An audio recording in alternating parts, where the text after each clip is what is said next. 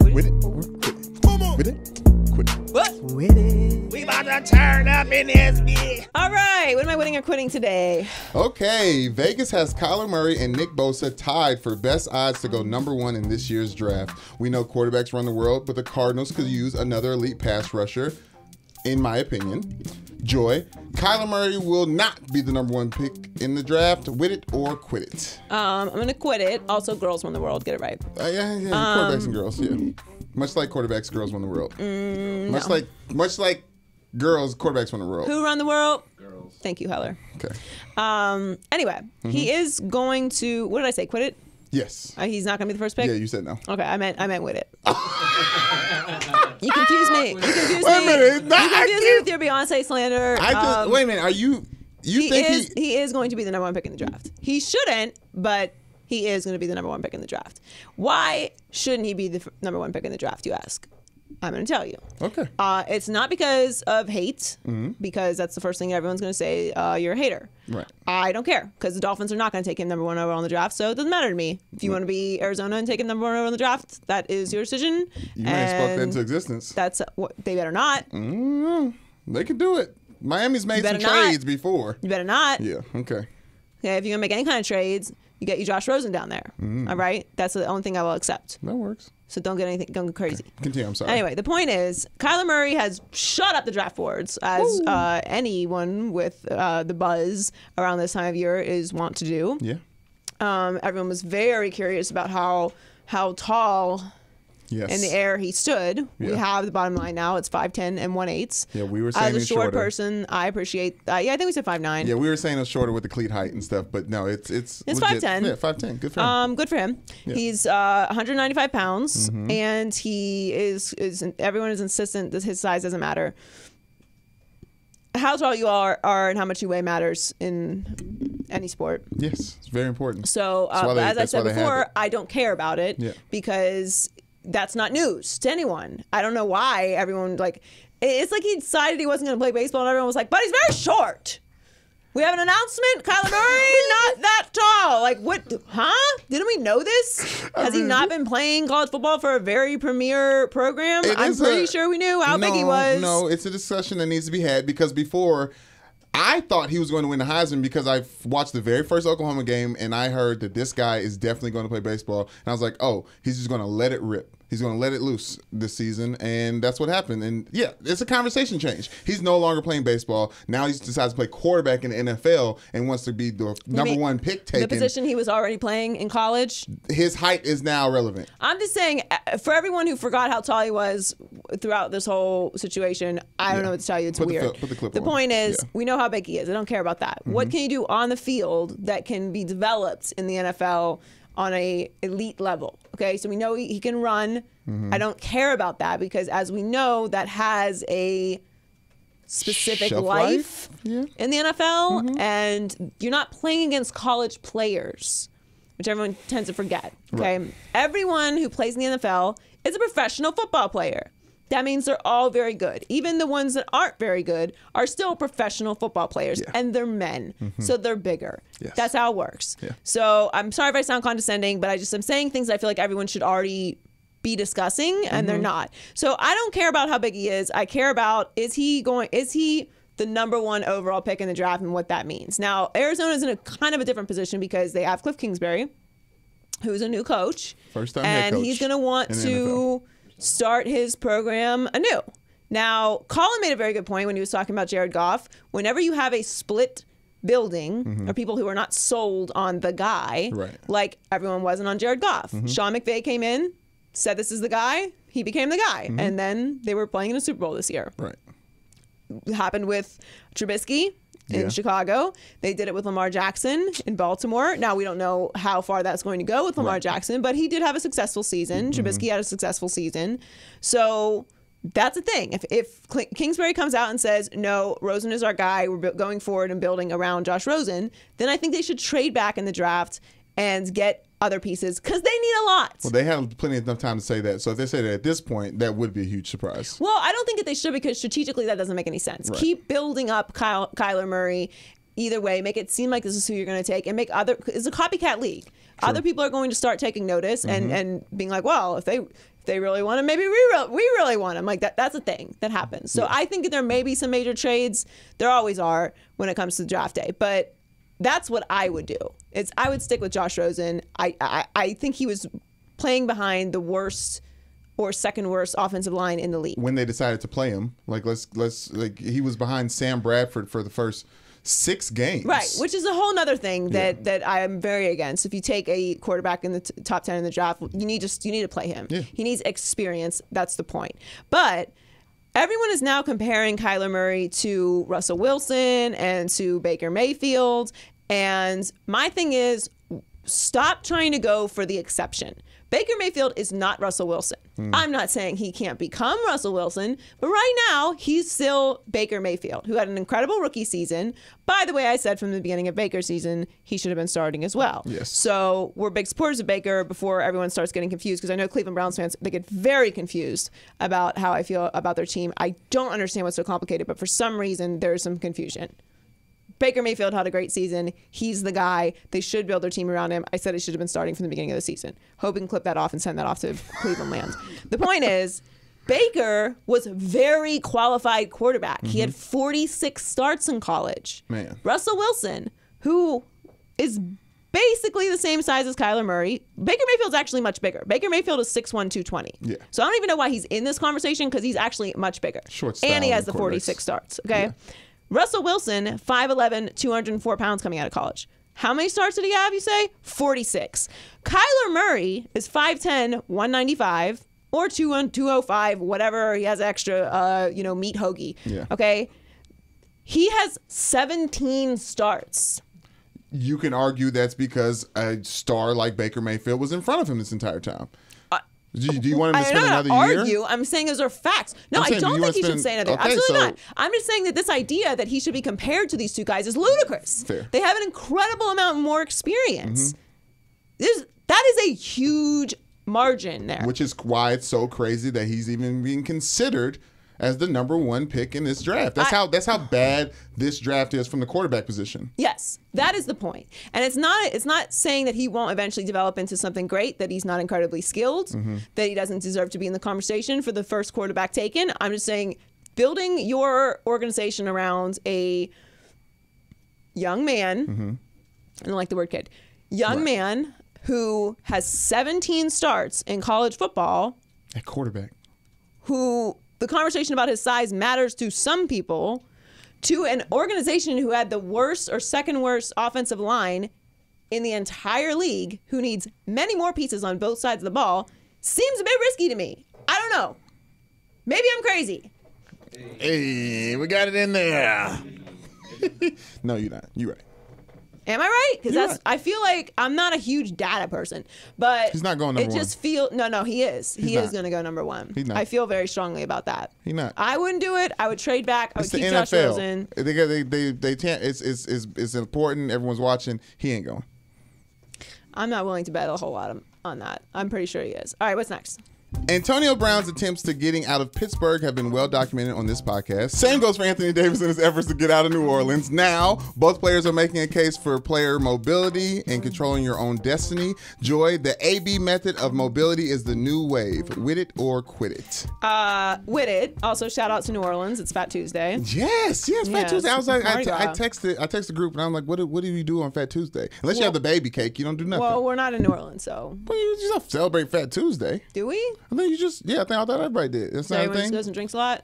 I thought Fat Tuesday, you eat a lot. You eat a lot too. Yeah, okay, I'm sorry. Anyway, yes, I'm going to win it. So the newest earthquake announcement from Antonio Brown. Obviously, he was on the shop. Yes. And very good show, very good episode. It was a good episode. Yes. Him and Anthony Davis and Jamie Foxx and 2 Chainz and LeBron and Maverick were discussing. Did I miss anybody? Carmichael, shouts out. Yeah. We're discussing what happens when you try to control your own narrative. And organizations try to make you seem selfish, or they kind of twist it and attack your character, which I do think happens to some degree. And Antonio Brown then did an interview with ESPN, and he said a lot of things, but most notably he said, I don't even have to play football if I don't want. I don't need the game. I don't need to prove nothing to anyone. Ooh. If they want to play, they're going to play by my rules. If not, I don't need to play. Obviously, I want the game, but I don't need the game. It's a difference. He also said he's an entrepreneur. He's got $30 million in the bank, and his house is paid off, so he's chilling. Is he? He seems very busy right now. He's very busy. Okay. I'm saying he's chilling. He feels like he's chilling as far as his finances go. This is the thing about Antonio Brown, and it's a very deep cultural conflict for me on many levels. Like, obviously, my brother played for 15 years, so I'm very pro player. My fiance played for 13 years in the NBA. I'm a very pro player. I am just pro player. Like, I think that people should be able to move and control their careers. I think they should make all the money in the world because it doesn't come out of my pocket if they make more money. I think you should pay the right person the money, but sometimes that doesn't happen. Either way, I don't care about the money. I care more about production than how much money that you're making. Like, if you are productive on a bad team and you're making a lot of money, I feel like that's still fine, because you're doing what you need to do. Yeah, makes sense. The point is Antonio Brown and Anthony Davis are basically saying they want to control their careers. They want to control their narrative. They want to be entrepreneurs. They want to be their own person, control their stardom. And organizations either don't like that, or trying to suppress that, or trying to say because you want to leave that, you know, you're not a good person, or you're not a good teammate, or you're not a hard worker. I think with Antonio, it's just more for Antonio Brown than Anthony Davis, because I think a lot of the blame with the Anthony Davis situation is getting put on Clutch Sports, getting put on Dell Demps and the Pelicans, and then of course on Magic Johnson, Rob Pelinka, and a little bit on LeBron, because nobody thinks Anthony Davis is a bad guy. Now, there were some stories out there, and he did kind of look bad in this situation, saying he didn't want to go to Boston, although he didn't say that, his father did. They did kind of attack his character, but for the most part, he has a good reputation, so it didn't really damage him as much as it damaged everybody else. Right. Now, some people obviously had a problem with it. It's few and far between with Anthony Davis, although it still happens. Antonio Brown's a completely different situation. Now, I think there's plenty of blame to go around in the Antonio Brown situation as well. Plenty of it goes to Ben Roethlisberger, a lot to Mike Tomlin, and now a lot, I feel, is on the management side of things, because the GM comes out and calls everybody on the team kids. That's your mentality. Like, you let it slip. That's how you talk. You know everyone's going to pay attention to what you say. If you called these grown men who have kids, that's how you look at it. Be careful telling people how you really feel. Right. Like, that's how you look at it. You think that they're kids. So don't be surprised when they act however they want, because this is clearly how you treat people. That, like, there's a level of respect, which is Antonio Brown's been talking about this whole time. I feel like I've mostly been on Antonio's side. What he has going on off the field, like whatever issues, you know, there's some stories out there, like that's a whole different conversation. But as far as what's happening with the Steelers and Antonio Brown and the interviews that he's doing, first of all, he's probably just killing some of his trade value. They may end up cutting him, and then he goes where he wants. That may be what the motivation is behind all of this. Okay. I think that's kind of far-fetched. Yeah. I think he's really just doing what he feels like he wants to do. Unfortunately, yeah. But this whole thing where, like, athletes are supposed to be quiet and humble and just part of the team, and it's like this "you should be happy to be here" thing. It's the football mentality. But it's with the NBA too. Like, I don't like there, even though the NBA is way more mobile. Right. And no, I mean, like Kevin Durant, and like when guys go for the max or whatever, like this is a conversation that is pretty steady. It's not as strong in the NBA because the culture of being more mobile and the money and all that is very different, and it is a star-driven league. But this was going to trickle over to the NFL. It was inevitable. And it's not just because guys want money or like guys feel like they should have guaranteed contracts, which they should. Of any of the leagues, it should be the NFL. We live in a different world now. Social media has made things different. People are more aware of their finances. They are aware that there's a life beyond the sport that they play while they're still playing it. They're better with making sure that the right people are taking care of their money, that they have their money invested, that they're working on other businesses. A lot of that has to do with LeBron and guys like Tom Brady and guys like Gronk, who have been really great with their money. And you've seen how hard it is for former players who haven't been great with their money. I mean, there's whole documentaries on it. They're broke. Like, guys are aware of that as a reality, and it always should have been. But it's this mentality that you can't think of the end or you're closer to the end, and that's silly. Like, you need to prepare your whole life for the next step. There's a reason why we have 401ks. Like, exactly. I don't want to think about that, but like, you got to have it. That's the way it works. So this is a new wave, and I'm off this thing where it's like happy to be here. Antonio Brown's a 6th round pick. Man, he's not Central happy Michigan, to be here. He worked his ass off. That that doesn't just happen. It's not an accident. Now he's in a different place now. Clearly, obviously, right. 9 years in the league. But for you to say like he's not a hard worker, just it has this. I don't know how else to say it, but you know what I'm saying though. Like, you know what I'm saying? Disrespect is a nice word to say. It's disrespectful, right? It's kind of, and it's not just with Antonio Brown, but it just feels a little bit like the thing that the race version of Get Back in the Kitchen, which is a terrible thing to say as well. Well, I think it's funny because I'm not a good cook. But that's another story. You said it though. Like that's how it feels. Like this. Well, you should be a part of a team, and you should just be happy to be here. And you know, like people would kill for this. Like, he's not squandering his career. He's not. Is he physically hurting anybody by what he's doing? Is he hurting anyone else's career by what he's doing? In a way, he's clearing the deck by saying, okay, hey, let's all remember here, I've taken care of myself up to this point. I was a low-round draft pick. I have the ability now where I am one of the best at this position in this league right now. I have the right to be a diva. Let's not forget that I could just walk away from this. I don't need your money. And you've talked me into, because I'm never really a big fan of those type of comments when football is a team-driven sport that is based solely on a lot of different variables and a lot of people getting it right, especially for a wide receiver, the farthest away you get from the ball. Right, it's a dependent position. You're flipping me because there does need to be a reminder to everyone is like, yes, as lucky as he is to be in the room and be even talked about getting a new contract with more money and new opportunities, at that same time, this is a person who's worked so hard to get up to this point right now in his life to be able to make this change, and he's doing it, and he's also going to empower generations of players that are watching from their high school classrooms at this point in time. Right, because everyone just boils it down to like he's being a diva and he's being difficult and he bailed on his teammates and he's calling out his teammates and he's throwing the Steelers under the bus, and it's like Ben threw him under the bus too. Tomlin allowed a strong level of dysfunction to exist. Everyone blamed Le'Veon at the beginning of the year, didn't they? And Le'Veon wasn't there, and they still didn't make the playoffs. So I guess it wasn't Le'Veon's fault. And now they're going to blame Antonio Brown, and we're going to see next year if it really is Antonio Brown's fault or whoever is there, if it's their fault. And I got to be honest with you, I don't feel like they're going to make the playoffs next year. You had Le'Veon Bell and Antonio Brown and Ben Roethlisberger and Juju, and you didn't make the playoffs.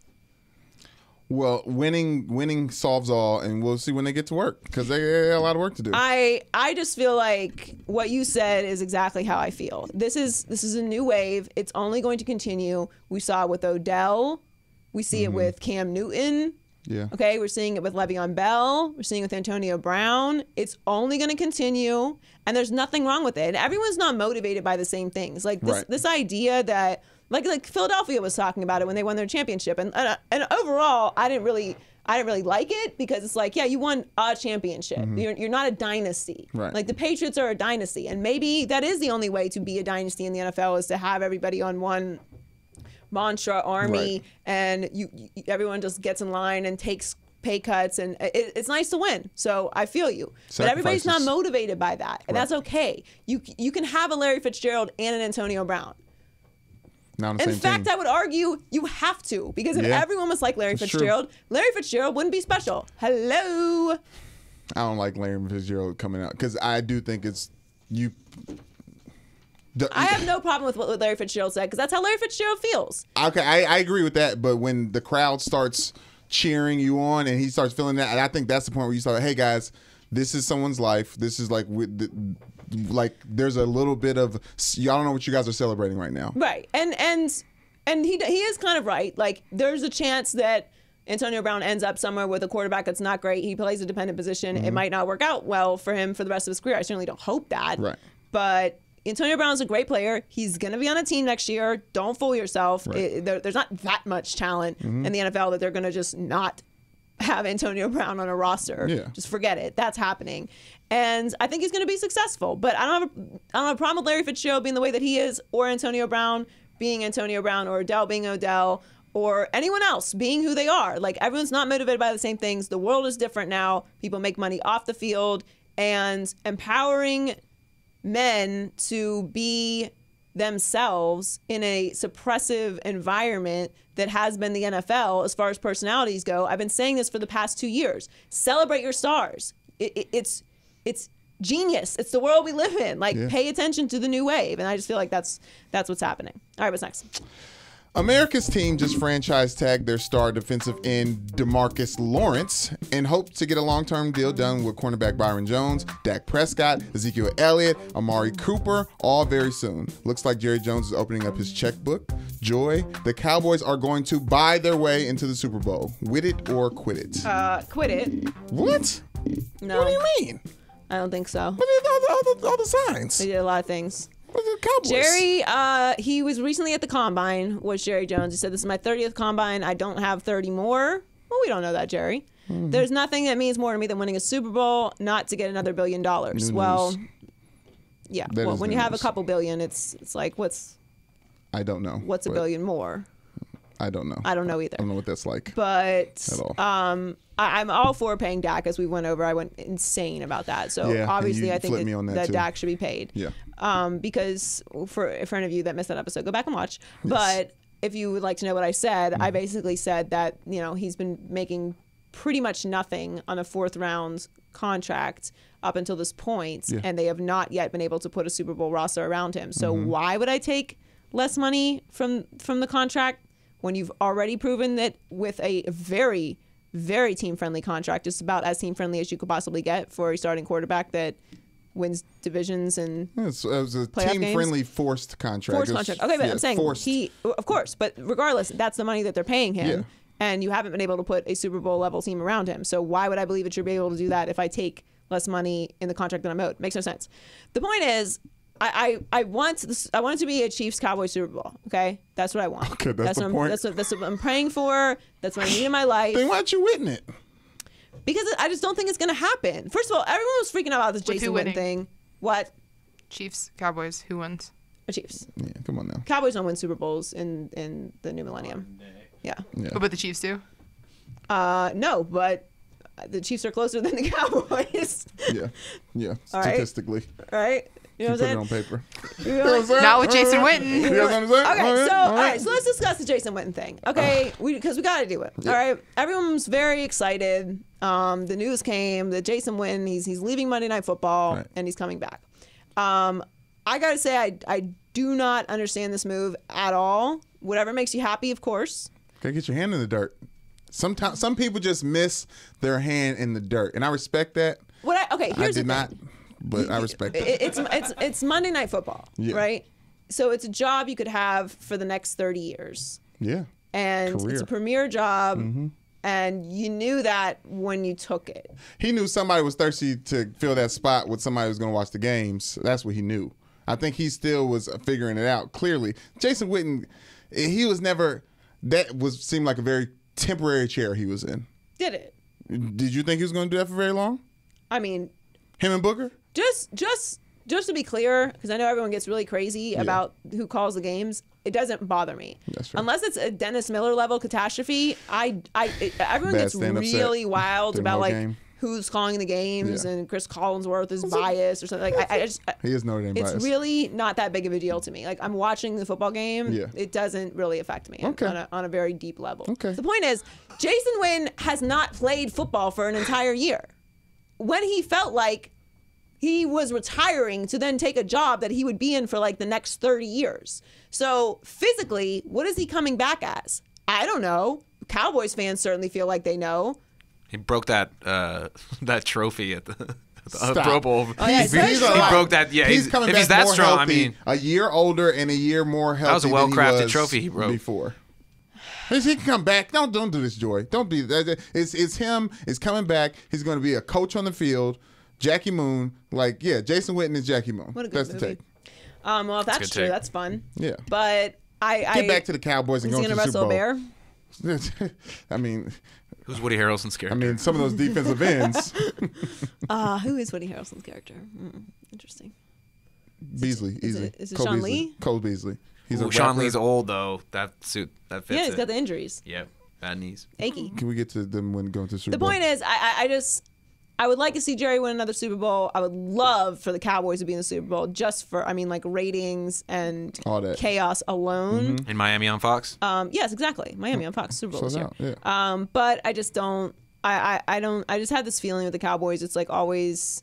It's really flashy, and then in the end, it's They make the monies. They'll win the games. They'll be fine. they lose in the divisional round of the Packers, and then they miss playoffs, and then they a beat long the time ago. Seahawks Ashley, in the what do wild you card think? round, and then lose to the Rams in the divisional round. And Is Jerry Jones going to buy his way into a Super Bowl this Dez year? caught it, but it didn't matter. And Yeah, you know what I mean? all that. I mean, these are just. I'm just telling you the truth. All I'm saying is, we have Amari. I know how you listen. Hold the microphone in front of your face. Yeah, I was going to say, what are you doing? It's like It's Wingardium Leviosa. That's what I'm talking about. Yeah. I just hold it like a Harry Potter one. Anyways, Jason Witten can only help Dak. He can't hurt Dak.